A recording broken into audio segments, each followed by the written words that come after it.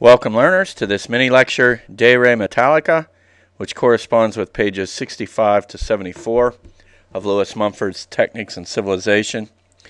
De Re Metallica is Latin for On the Nature of Metals and was a book written in the 1500s which remained a source of authority on the subject of mining for almost 2 centuries.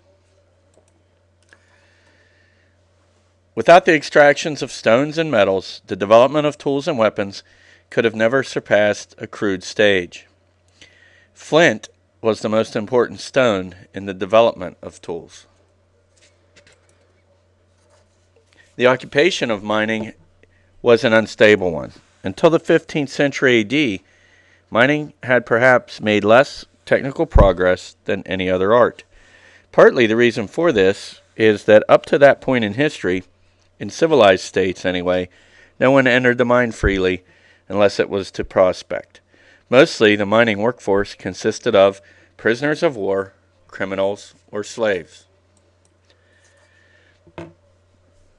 Probably also due to this, the use of metals came late, relatively late, in techniques, and most likely this lateness was also due to 4 other factors besides the workforce being made up of non-free workers.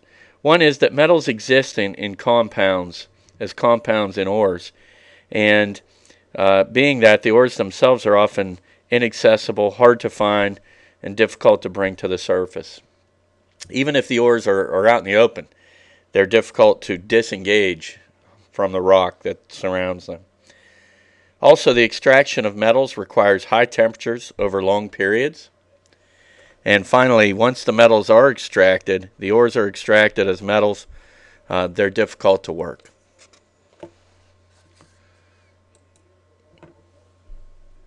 I hope you enjoyed this mini lecture on the nature of mining. Make sure to answer the corresponding question to this reading on the Learning Session 3 assessment. Also, make sure to complete the assessment where you're asked to describe the technological complex of the EO technique phase.